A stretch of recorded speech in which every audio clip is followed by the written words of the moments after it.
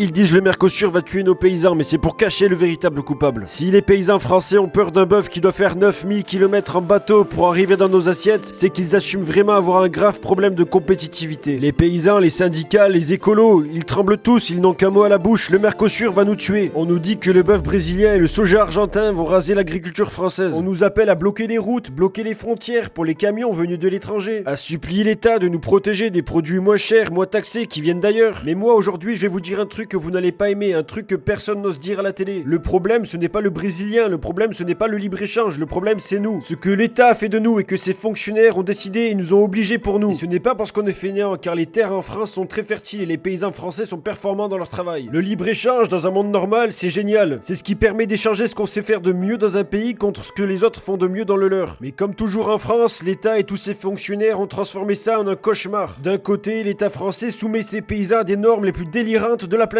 Interdit et réglemente beaucoup de traitements pour les cultures que tout le monde entier utilise. Impose une multitude de normes de travail qui coûtent des fortunes. Dans tous les domaines agricoles, vous en retrouvez. Vous voulez quelques exemples? Pour tailler une haie, tu dois attendre l'autorisation de l'administration. Si tu coupes avant ou après, tu risques la tôle. Et pour planter une haie, tu dois suivre 14 lois différentes. Si tu veux enrichir ton champ avec du fumier, tu dois suivre un calendrier créé à l'avance par des fonctionnaires. Tu ne dois plus suivre la réalité de la météo. On a remplacé le bon sens paysan par des fonctionnaires qui décident tout à ta place. Des normes comme celle-ci, on estime qu'il y en a environ 400 000 applicables en France. Si tu devais toutes les lire, il te faudrait plusieurs vies. Mais ne vous trompez pas, à la fin, ce n'est pas seulement l'agriculteur qui paye toutes ces normes, c'est tout le monde. C'est vous, le client, qui voyez votre ticket de caisse exploser pour financer des réglementations de fonctionnaires. Et ce sont les paysans qui ne vendent plus rien et qui râlent parce que leurs produits sont devenus du luxe inaccessible. L'État a réussi deux choses, à vider le porte-monnaie de son peuple tout en ruinant ceux qui le nourrissent. À cause de toutes ces lois et règles différentes qui coûtent et qui ralentissent nos agriculteurs dans la compétitivité, et du salaire des milliers de fonctionnaires qui sont à payer pour contrôler toutes ces règles mises en place, les prix finaux explosent. Le résultat, la majorité des Français qui sont aujourd'hui devenus pauvres ne peuvent plus s'offrir notre viande. Ils sont obligés de se rabattre sur des produits qui viennent d'ailleurs car moins taxés, parce qu'on a rendu la qualité française inaccessible. Si dès demain on supprimait tous ces fonctionnaires et toutes ces normes déconnectées du réel,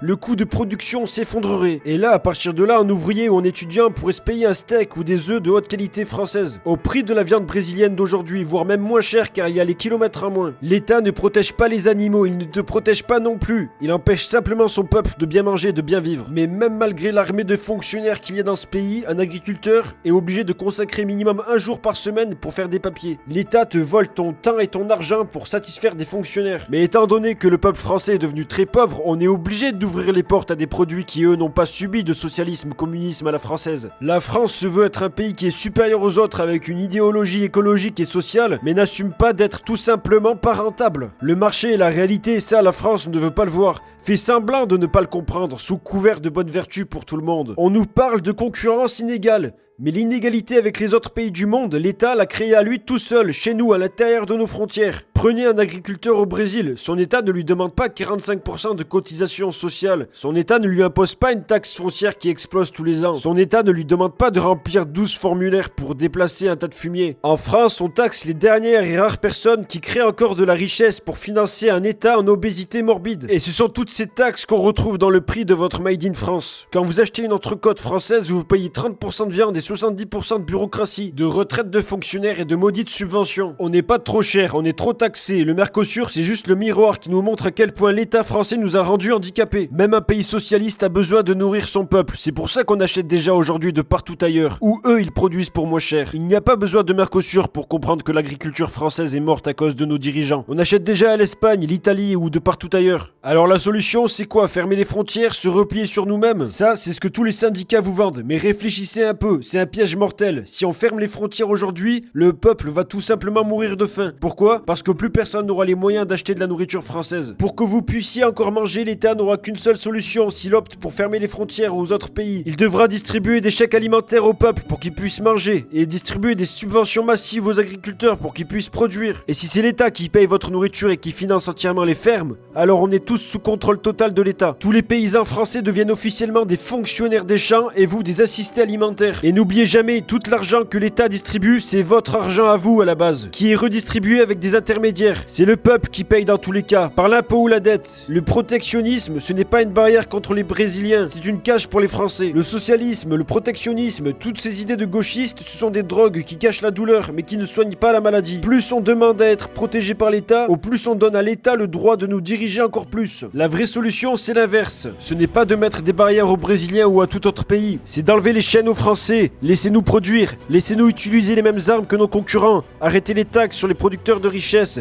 Supprimez les normes inutiles qui ne servent qu'à occuper des bureaucrates à Paris ou à Bruxelles. L'État adore que vous ayez peur du Mercosur. Pourquoi ? Parce que tant que vous avez peur de la concurrence étrangère, vous ne regarderez pas le vrai coupable. Il a déjà réussi à faire en sorte que les agriculteurs soient des fonctionnaires des champs avec toute la paperasse à faire, payés par des chèques de la PAC pour entretenir les paysages. Ils ne veulent plus de producteurs libres et fiers. Moi personnellement, je ne veux pas d'une prime pour compenser le fait que l'État me bride et m'oblige à respecter des principes qui n'ont pas de sens. J'exige le droit de me battre avec le savoir et la force que j'ai avec tous les pays du monde. Si mon produit n'a pas subi de taxes et d'impôts et qu'il est meilleur que ce que les autres pays vendent et qu'il est produit sur place et qui n'a pas eu de coût de transport trop important, il sera forcément moins cher et se vendra forcément. Il n'y a pas besoin d'aide de l'État, pas besoin de contrôleurs de la chambre de l'agriculture ou de n'importe quel fonctionnaire. Le seul rôle de l'État à la base, c'est de nous protéger, pas de tout gérer. Avec une taxe unique sur la consommation entre 5 et 10% qui financerait l'armée, la police et la justice, le reste, on le laisse au peuple. C'est là et seulement là que la vraie richesse se créerait. Quand on laisse les gens entreprendre librement sans les saigner, les emplois poussent tout seuls. Parce que la demande explose. On n'a pas besoin de ministres pour créer de la richesse. On a juste besoin de vivre sans leur inutilité. Le Mercosur, c'est un test. Soit on continue de pleurer pour avoir des subventions et plus de protection, et on finit par disparaître en silence, ou on exige une chose simple, la liberté. Arrêtez de nous protéger, arrêtez de nous piller. Le jour où on aura un dirigeant enfin libéral, je peux vous dire que le bœuf brésilien, il ne fera pas le fier longtemps. Parce que le savoir-faire français, lui, il est imbattable. C'est l'État qui nous rend nuls et incompétents. Réveillez-vous, on se bat pas contre le Brésil, on se bat pour notre survie face à notre propre administration. Si vous êtes d'accord, partagez cette vidéo et abonnez-vous. Il faut que ce message sorte du cercle des convaincus. On se retrouve pour la prochaine. C'était mon potagiste et à bientôt.